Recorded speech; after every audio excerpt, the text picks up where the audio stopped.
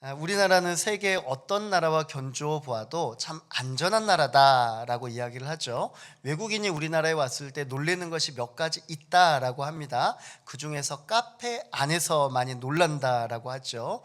우리나라 사람들은 자리를 맞출 때 자신의 핸드폰, 자신의 가방, 자신의 노트북이나 자신의 중요한 물건들을 자리에 둡니다. 그럼 이게 무엇이에요? 여기가 내 자리다라는 뜻이죠. 그런데 외국 사람은 어떻습니까? 외국에 가면 몇 초 만에 사라지죠. 외국에 나가면 우리 뭐 해야 돼요? 가방 뒤에다 맵니까? 앞에다 맵니까? 앞에다 메고 가야 된다고 하잖아요. 그만큼 우리나라가 치안이 참 안정되어 있다라는 것이죠. 그뿐인가요? 우리는 밤거리를 아무런 두려움 없이 건널 수 있습니다. 그런데 어때요? 다른 나라 가서는 오후 6시 이후에는 아주 위험합니다. 나가시면 안 되죠. 생각해 봤어요. 왜 우리나라는 이렇게 안전하게 되었는가 생각해 보니까 우리나라의 시민의식이 이처럼 성장했구나. 그런데 더 넘어가서 깊이 있게 생각해 보면 우리나라에 그처럼 우리를 바라보는 시선들, 특별히 CCTV나 블랙박스가 너무나 많기 때문에 아예 죄를 지을 엄두를 못 내는 것이죠. 한번 한국 내 CCTV 및 블랙박스 보유 현황을 한번 조사해 봤습니다. 그랬는데 자료가 많지 않더라고요. 최근 자료가 2015년 자료예요. 2015년 자료에 따르면 하루 동안에 여러분을 촬영하는 생활 환경 가운데 촬영하는 CCTV의 횟수가 한 89회 정도 된답니다. 그러니까 89개의 CCTV가 여러분을 비춰보고 있는 거예요. 그런데 그것도 10년 전입니다. 그러니까 지금은 어떻게 되겠어요? 무려 이동 중에는요 9초에 한 번씩 여러분을 찍는 카메라가 있다라고 해요. 그러니까 지금 오늘을 살아가는 우리는요 계속해서 누군가가 나를 지켜보고 있고 누군가가 나를 촬영하고 있다라는 것입니다. 여러분 지금 어때요? 여러분 안전하십니까? 여러분 지금 여러분은 촬영 당하고 있습니까? 안 당하고 있습니까? 양옆에 보세요. 여러분을 지금 촬영하고 있어요. 아주 촬영하고 있어요. 그런데 여러분 그거 아세요? 2000년 전에도요 CCTV가 있었대요. 우리 누가복음 11장 53절에서 54절의 말씀입니다. 거기서 나오실 때 서기관과 바리새인들이 거세게 달려들어 여러 가지 일을 따져 묻고 그 입에서 나오는 말을 책잡고자 하여 노리고 있더라. 아멘. 바로 CCTV의 이름은 바리새인 CCTV입니다. 계속해서 바리새인들이 예수님을 주목하고 있는 거예요. 그래서 예수님이 하신 말씀이나 말씀하신 행동들을 계속해서 상부에 보고하고 있는 겁니다. 예수님이 이들이 얼마나 신경 쓰였을까요? 어디를 가든지 이들은 예수님을 지켜보고 있기 때문입니다. 말 조심해야 되지 않겠습니까? 행동 하나 조심하지 않아야겠습니까? 그런데 여러분 예수님은 어때요? 조심하십니까? 조심하지 않으세요. 그냥 자신이 해야 할 하나님 나라의 말씀을 다 전파를 하세요. 그러니까 이 바리새인들이 더 죽겠는 거예요. 큰일 났어요. 예수님은요 바리새인 CCTV에 신경도 쓰지 않았어요. 바리새인과 서기관들은 예수님을 볼 때마다 책잡고자 하였습니다. 예수님의 말씀이 왜냐하면 이들에게 자극이 되었기 때문입니다. 여러분 우리는 때로 생각하죠. 저울에 오를 때면 다이어트 해야지, 오늘부터 운동해야지 결단을 합니다. 여러분 어떠세요? 매일매일 그 결단만 하시잖아요. 올라갈 때만 결단해요. 그게 바로 우리예요. 그런데 어느 순간에 누군가가 이야기를 하는 거예요. 당신 뚱뚱해. 당신 살쪘어. 당신 목이 사라졌어. 제가 며칠 전에 들었던 말이에요. 제가 충격을 받고 운동을 시작을 했습니다.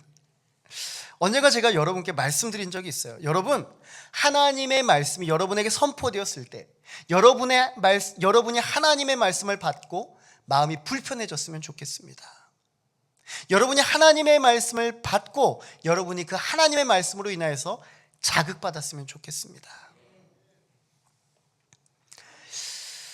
그런데 우리가 하나님의 말씀을 받고 자극이 오지 않아도 너무나 편안하게 신앙생활하고 있는 것들을 보게 됩니다. 그러면 안 돼요. 우리 오늘도 하나님의 말씀에 자극받아야 되는 거예요. 우리 옆에 계신 성도님들께 이렇게 고백하겠습니다. 불편해집시다. 자극받읍시다. 오늘 우리 주님께서는요, 우리에게 정말 중요한 메시지를 전하고 있습니다. 우리는 예수의 사람입니다. 오늘 본문의 제목처럼 예수의 사람이다. 그러면 예수의 사람은 그냥 명찰만 차고 있는 사람인가? 그렇지 않아요. 행동에서도 예수의 사람임을 드러나야 된다라는 것이죠. 그렇다면 예수의 사람으로 우리가 어떻게 살아가야 하는가? 첫 번째입니다. 우리 함께 읽어보겠습니다. 시작. 예수의 사람임을 드러내십시오. 아멘. 1절 말씀입니다. 그동안에 무리 수만 명이 모여 서로 밟힐 만큼 되었더니 예수께서 먼저 제자들에게 말씀하여 이르시되 바리새인들의 누룩 곧 외식을 주의하라. 아멘. 당시 예수님은 수천 명의 무리 앞에 있습니다. 그런데 성경을 보면 그 무리들이 얼마나 밀집되어 있는지 서로가 서로의 발을 밟았다라고 말씀하고 있어요. 일반적으로 예수님은 많은 군중이 모여 있을 때 많은 군중에게 메시지를 전했습니다. 근데 오늘은 달라요. 아주 이례적이에요. 바로 그 가운데 있는 예수님의 제자들을 향하여서 먼저 말씀을 전하고 있습니다. 다른 이들은 말씀을 들으려고 하는데 그들에게 말씀하시는 것이 아니라 예수님의 제자들에게 말씀을 하시는 거예요. 지금은 결혼식장에 가도 주례자가 많지를 않아요. 주례 없는 결혼식이 대체로 많이 유행을 하고 있죠. 근데 예전만 하더라도 그렇지 않았습니다. 모든 결혼 예식에는 주례자가 있었습니다. 주례자가 말씀을 준비해요. 그러면 그 주례자가 축복을 할 때 그 앞에 있는 하객들에게 축복을 합니까? 아니면 신랑과 신부에게 축복을 합니까?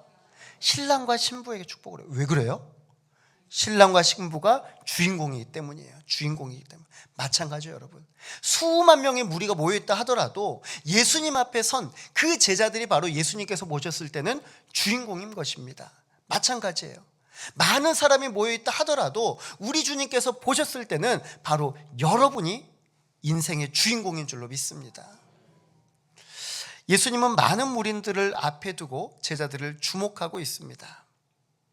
그 가운데서는 예수님을 따르는 무리도 많았지만 그렇지 않은 무리들도 많아요. 하지만 예수님은 누구보다도 이 시간 제자들을 주목하였습니다. 여러분, 오늘 선포되는 주님의 말씀 어떻습니까? 오늘 말씀은 다른 이들에게 전하는 말씀이 아닙니다. 그냥 제가 누가복음 12장을 그냥 주석을 달아서 여러분들에게 설명해 주는 것이 아니라는 말씀입니다.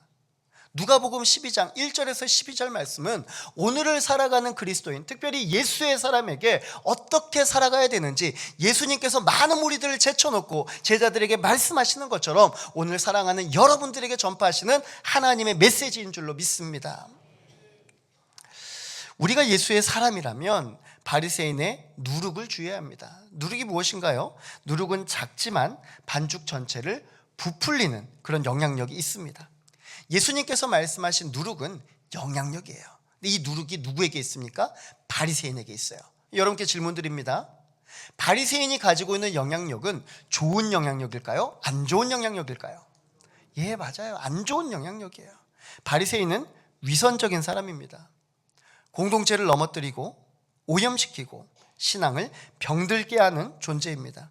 바리새인은 겉으로 보기에는 경건해 보여요. 신앙생활도 잘하는 것처럼 보입니다. 그래서 다른 이들도 바리새인을 우러러봐요. 근데 우리 주님이 보시기에는요, 주님은 바리새인 우러러보지 않습니다. 왜냐하면 우리 주님은 우리의 마음의 중심을 보시기 때문입니다.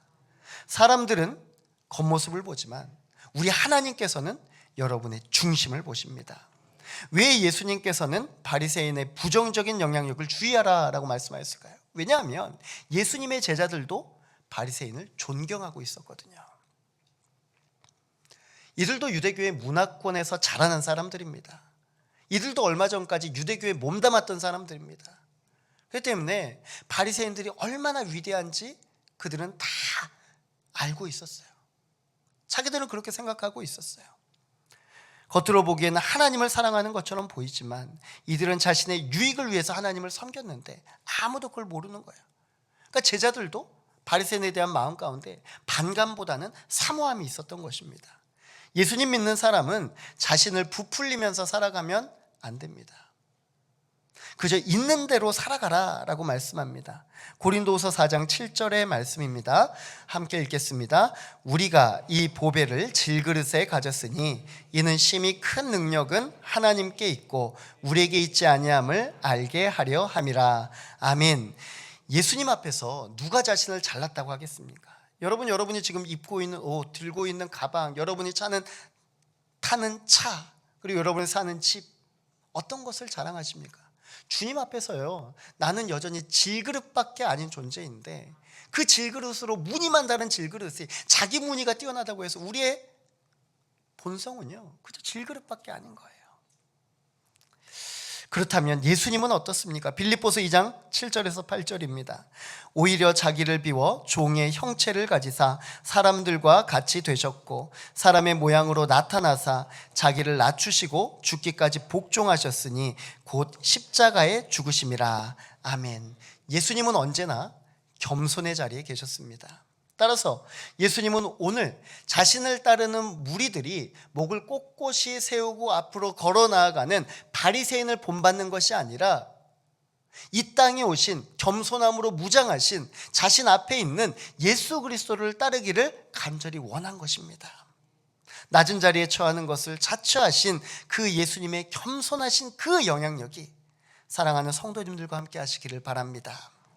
성경은 누룩을 곧 외식이라고 합니다. 여러분, 외식이 뭐예요? 밖에 나가서 밥 먹는 겁니까? 아니요. 헬라어로는 휘포크리시스라고 합니다. 휘포크리시스. 이 휘포크리시스가 뭐냐면요, 가면 쓰고 역할 연기를 하다라는 뜻입니다. 가면을 쓴 후에 역할 연기를 하다. 근데 이걸 영어로 해석하면 뭐라고 하냐면요, outward show라고 합니다. outward show. 밖에 비추어지는 쇼입니다. 밖에 비추어지는 쇼. 여러분, 우리 흔히 이런 얘기 하지 않아요? 쇼하고 있네. 쇼하고 있네. 그 쇼가 여기에서 나오는 것입니다. 그 쇼가 지금의 외식, 곧 위선입니다. 외식은요, 체면용 신앙입니다. 체면용 신앙. 하나님을 바라보는 신앙이 아니라 나의 체면을 위한 신앙.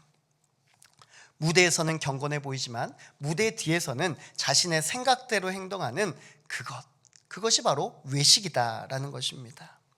결국 이 작은 누룩 같은 존재가 공동체를 변질시키는 것입니다. 사랑하는 성도 여러분, 여러분은 무엇을 자랑하고 있습니까? 혹은 무엇을 자랑하고 싶으십니까?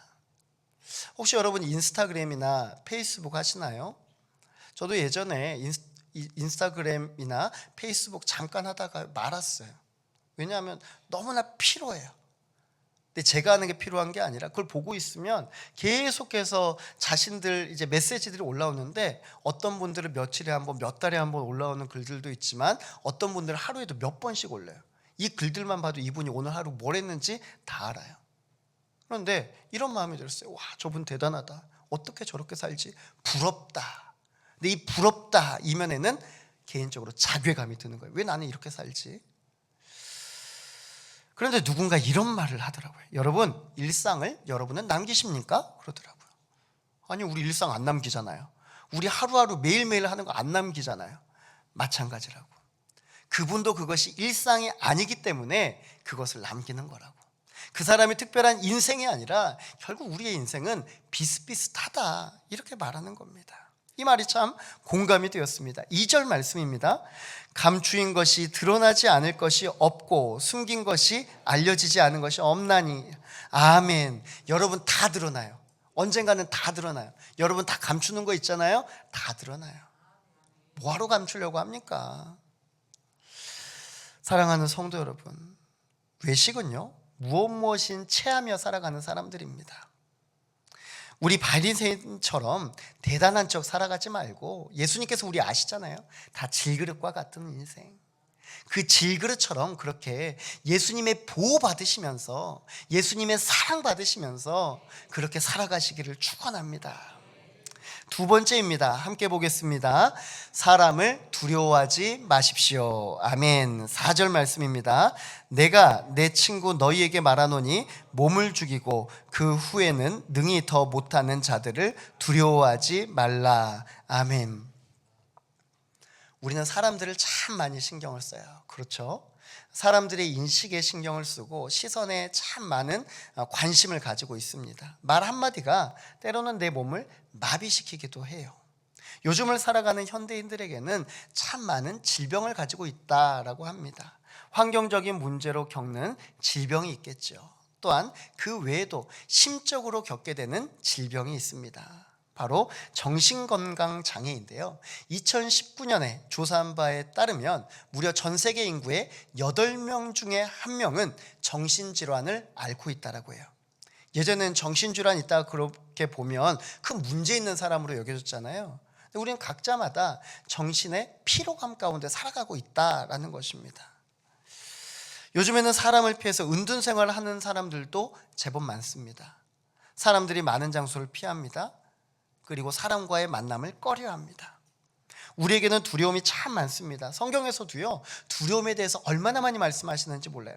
직접적으로 두려워하지 말라라고 말씀하시는 그 메시지만 하더라도 70개가 넘습니다.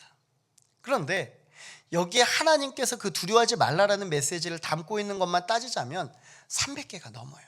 그만큼 우리 주님께서는 두려워하지 말라, 두려워하지 말라, 두려워하지 말라 말씀하시는 거예요. 모세의 뒤를 이어 여호수아가 이스라엘의 지도자가 되었을 때 우리 주님 맨 먼저 말씀하신 것이 두려워하지 말라. 이스라엘 백성들이 전쟁을 앞두고 있을 때 선지자 야시엘을 통하여서 하셨던 말씀, 두려워하지 말라.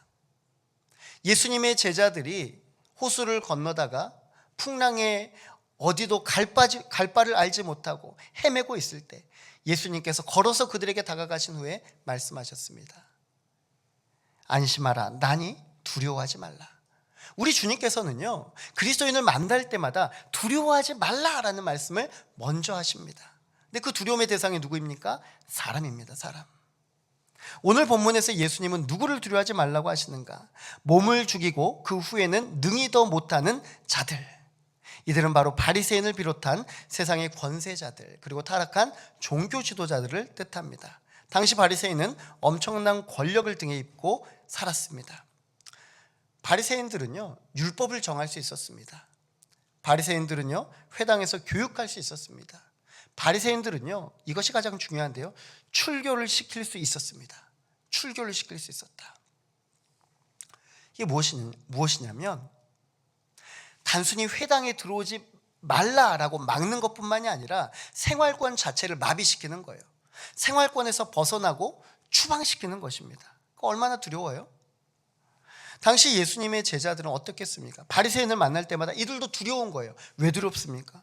혹시 바리새인이 예수님만 공격하는 것이 아니라 자신들도 공격할까 봐, 자신들도 출교시킬까 봐 두려움에 살았다라는 것입니다. 우리도 마찬가지입니다. 지금은 군대에서 종교에 대해서 그렇게 권하지 않죠. 예전에는 하지만 1인 1종교를 권하던 시절이 있었습니다. 그런데 군인들은 1인 1종교가 아닙니다. 한 1인 2, 3종교 정도는 됩니다. 주일날 종교 행사를 하면 아침에 이제 딱 모여요. 한쪽에서는 기독교, 한쪽에서는 천주교, 한쪽에서는 불교 줄을 탁 서요. 근데 그 줄에서 갑자기 어느 한편에서 웅성웅성거려요. 야, 우리 오늘 피자 준대. 그럼 이들도 갑자기 흔들리기 시작해요. 줄들이 흔들리고 막 줄들이 막 모아지기 시작해요. 연합이 되는 거예요.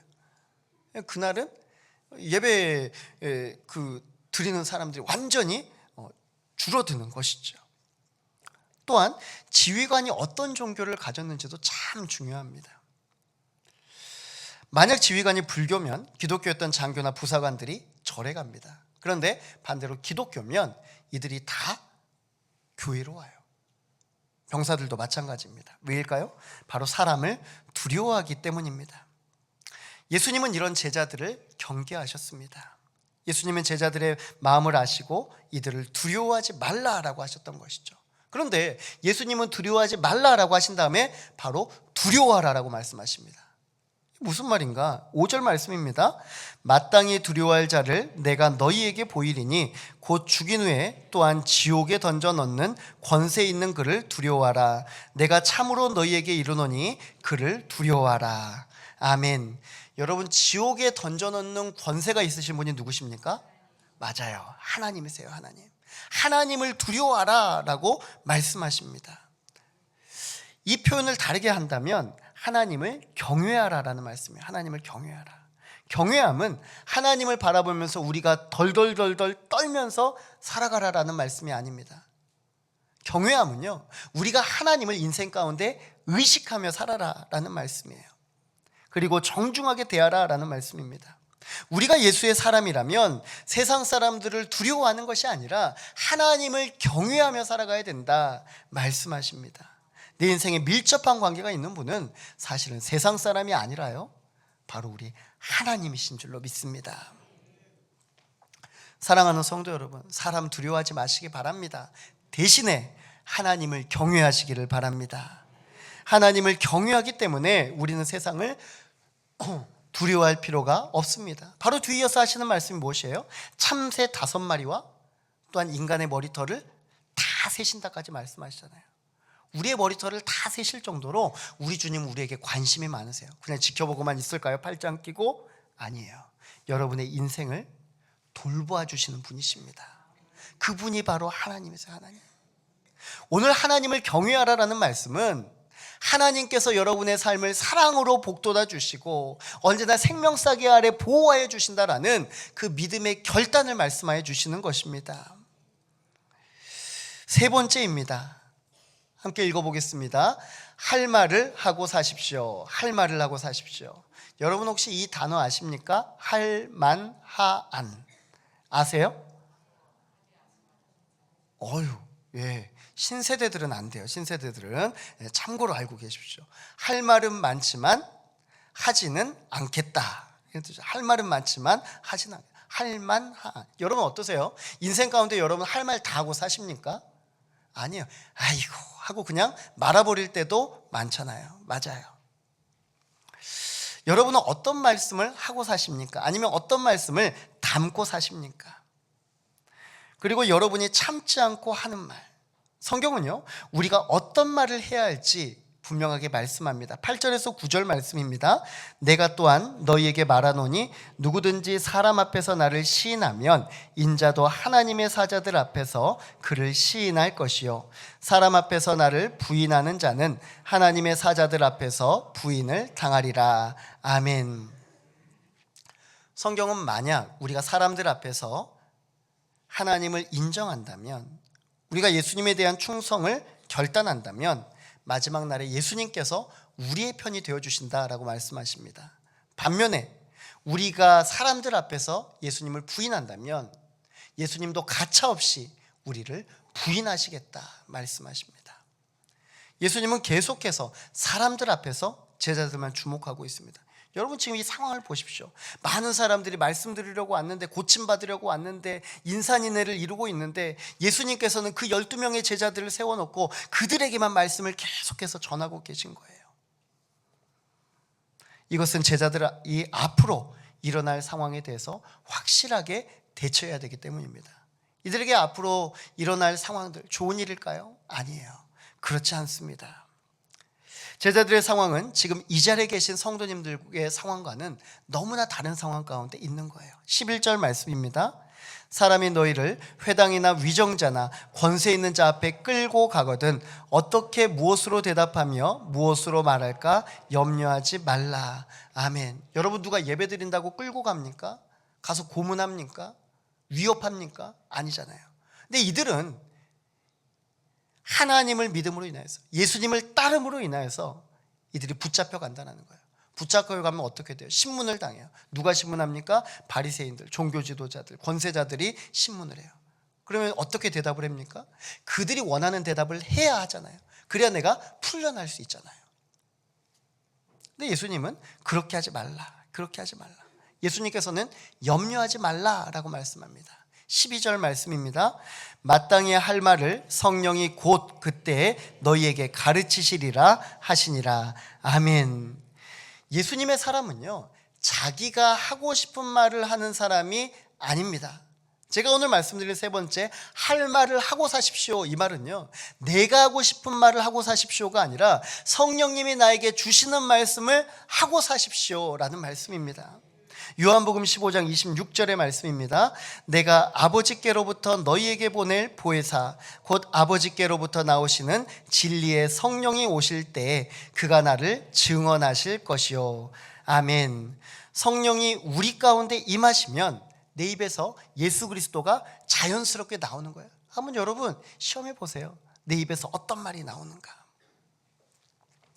초대교회 성도들을 보십시오. 마가의 다락방에서 기도하고 있을 때, 뜨겁게 기도할 때 어느 순간에 그들의 머리 위에 강한 바람과 불의 혀처럼 갈라지는 것들이 각 사람 위에 임하였습니다. 그것이 바로 성령님이셨죠.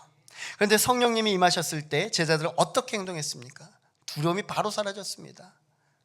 마가의 다락방에서 숨어서 기도하는 자들이 다 뛰쳐나갔습니다. 그리고 하나님의 말씀을 전하였습니다. 성경에 보면 하나님의 큰 일을 말하였다라고 말씀합니다. 그랬더니 주변에 있는 무리들이 다 놀랐습니다. 뭐라고 합니까? 그들이 어떻게 갈릴리 사람들이 이렇게 우리의 언어로 말할 수 있는가 놀랐어요. 여러분 본문을 보시면요, 하나님의 큰 일 보고 놀란 것이 아니라 이 사람이 어떻게 우리가 아는 외국어로 말하지 이걸 보고 놀란 거예요. 이것을 다르게 바라보면 이들도 알고 있었다라는 것입니다. 하나님의 큰일이 무엇인지 알고 있었다라는 것이에요. 근데 그들이 받아들이지 않았다라는 겁니다. 여러분요, 그리스도인은요 하나님의 말씀을 아는 것이 아닙니다. 아는 것으로 그치는 것이 아니라 그 하나님의 말씀을 받고 내 삶 가운데 행하며 살아가는 것입니다.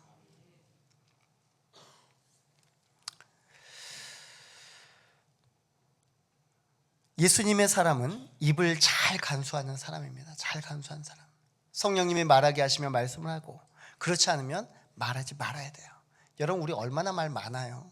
얼마나 많은 말이 돌아다니는지 몰라요. 말하지 않으셨으면 좋겠어요. 왜냐하면 성령님께서 하시는 말이 그건 아니에요. 성령님께서 하시는 말씀을 하고 우리가 예수의 사람이라면 그 외의 말들은 닫으시기를 간절히 소망합니다. 에베소서 4장 29절의 말씀입니다. 무릇 더러운 말은 너희 입 밖에도 내지 말고 오직 덕을 세우는 데 소용되는 대로 선한 말을 하여 듣는 자들에게 은혜를 끼치게 하라. 아멘. 혹시 우리의 마음 가운데 좋지 않은 일이 있다 하더라도, 상대방에 대해서 또한 나쁜 감정이 있다 하더라도 말하지 말래요. 말은 말. 이 말이 상대방에게 은혜를 끼치면 말을 하되, 그렇지 않으면 말을 하지 말래요. 오직 은혜를 끼치는 말만 하도록 우리는 늘 경건을 연습해야 되는 거예요. 제가 얼마 전에 무한읍에 사시는 한 성도님을 배웠습니다. 이게 무슨 말인가? 제가 교회 앞에 서 있는데 어떤 분이 배달하시는 분이셨어요. 근데 배달하시는 분이 지나가시다가 제 앞에 멈추셨어요. 이렇게 물으시더라고요. 무학교회 담임 목사님 되세요? 그러시더라고요. 그래서 네 맞아요, 무학교회 담임 목사입니다. 그랬더니 이분이 하시는 말씀이 본인이 무학교회 담임 목사는 어떤 사람인가 너무 궁금했대요. 그러니까 새로 목사가 왔다고 하는데 너무나 궁금해서 배달을 하다가 어느 집 대문을 보니까 우리 교패가 붙여져 있더래요. 그래서 교패가 딱 붙여져 있었는데 그 교패를 보고 딱 이제 음식을 전해드린 다음에 이렇게 물어봤대요. 새로 오신 목사님 어때요? 새로 오신 담임 목사님 어때요? 그렇게 물어봤대요. 근데 그분이요 아무 말씀도 하지 않으셨대요. 그런데 이렇게 하셨대요. 따봉. 근데 이분이요 이 따봉까지만 하고 온 거예요. 그 따봉한 성도님이 이렇게 하셨는지 몰라요. 그 다음에는. 근데 여기까지만 보고 그냥 나오신 거예요. 와, 이렇구나. 여러분 그런 것 같아요. 우리가요 좋은 말만 할 수 있으면 좋겠어요. 여러분 뭐 마음에만 들겠습니까? 그런데 때로는 우리가 상대방을 바라보면서 좋은 점도 있고 나쁜 점도 있잖아요. 따봉을 하셨던 분들도 1초만 지났으면 내렸을 수도 있잖아요. 마찬가지예요. 우리 옆에 계시는 성도님들께 우리 예수님이 최고입니다. 쌍따봉 한번 날려주십시오. 우리 예수님이 최고입니다. 그리고 당신이 최고입니다. 당신이 최고입니다. 쌍따봉. 네, 감사해요. 예, 그리고 그 누구신지 모르겠지만 따봉 날려주신 분 쌍따봉으로 제가 답변을 드립니다. 이 자리에 계실 것 같아서요.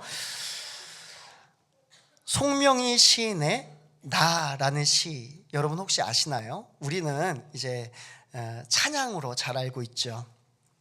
1963년 송명희 씨는 태어나자마자 생명을 잃을 뻔하였습니다.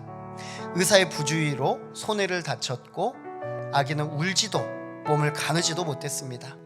사망 선고를 받았지만 새벽에 딸꾹질하는 소리와 함께 다시 살아났습니다. 살아남는 그 순간부터 병약한 몸과 언어장애를 가지고 살아가야만 했습니다. 말은 또렷하지 못했고 몸은 가눌 수가 없었습니다. 송명희 씨는 밖을 나갈 수가 없었어요. 그래서 이 송명희 씨는 집안에서 책으로 세상을 배웠습니다. 그리고 16살에 예수 그리스도를 나의 구주, 나의 하나님으로 영접하였습니다. 그리고 19살에 시 한 편을 짓게 되었습니다. 그것이 바로 나였습니다. 우리 이 시간 함께 송명희 시인이 지은 나라는 찬양을 함께 했으면 좋겠습니다. 두 손을 가슴에 품고 한번 찬양했으면 좋겠습니다.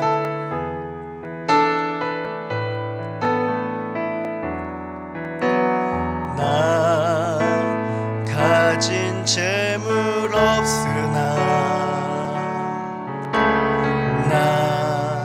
나니 가진 지식 없으나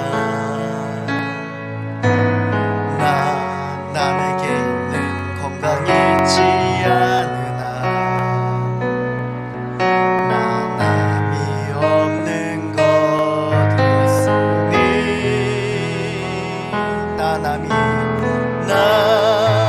남이 못 본 것을 보았고 남이 듣지 못한 음성 들었고 남이 받지 못한 사랑 받았고 남이 모르는 것들 달았네.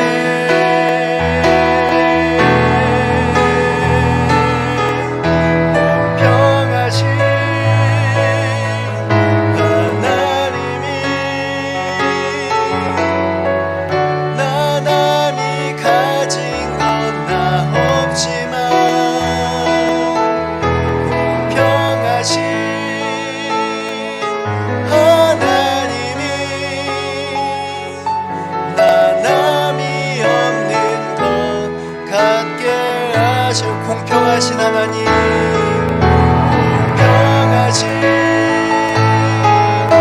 하나님이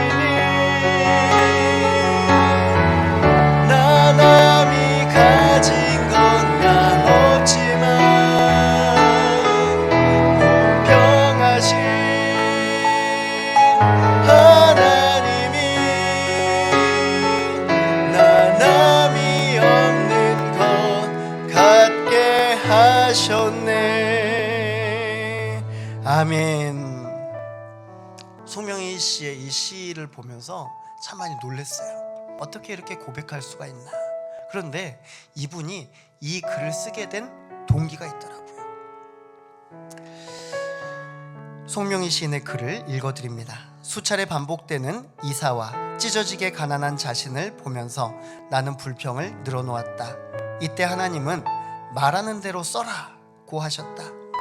나 가진 재물 없으나 남이 가진 지식 없으나 나는 왼손에 토막 연필을 쥐고서 울먹이며 받아 적기 시작했다. 그런데 하나님은 공평하신 하나님이라고 쓰라고 말씀하신 것이 아닌가. 너무 엉뚱한 말씀에 나는 울며 소리쳤다. 아니에요. 나는 못 쓰겠어요. 공평하지 않잖아요. 내겐 아무것도 없잖아요. 그럼에도 하나님이 시키는 대로 공평하신 하나님이라 쓰라고 하셨는데 나는 반복되는 공방전 속에서 결국 하나님의 고집이 이겼다. 이렇게 해서 나라고 하는 시가 나오게 되었다. 당시에 송명희 시인 19살이었습니다. 20년 전에 쓰신 예수님을 만나보라엔 다음과 같은 대목이 나옵니다. 아멘이 없을 때 아멘의 예수님을 만나보십시오. 원망이 없을 때 감사의 예수님을, 원망이 있을 때 감사의 예수님을 만나보십시오.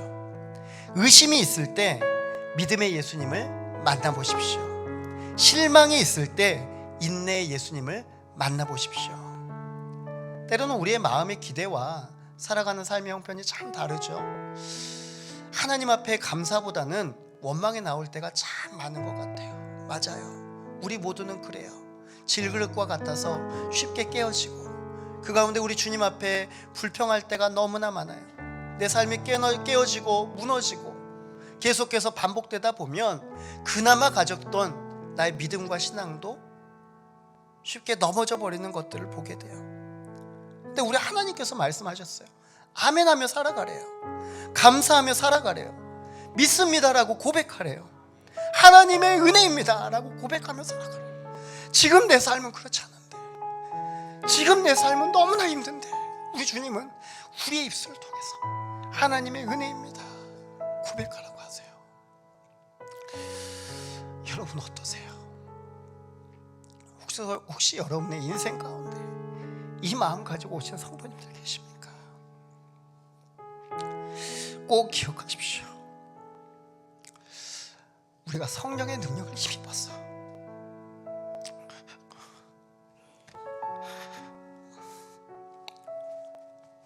우리가 입술로 예수 그리스도를 드러낼 때 예수 그리스도께서 우리를 시인하실 줄로 믿습니다.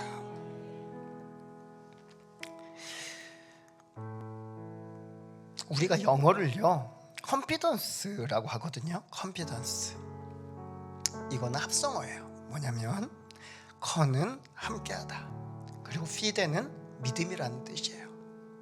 자신감은요 믿음이 나와 함께하는 거예요. 예수 그리스도를 향한 믿음이 함께할 때 우린 세상을 살아갈 수 있는 용기가 생기는 것입니다. 사랑하는 성도 여러분, 우리 주님이 여러분과 함께 하십니다. 기도하겠습니다.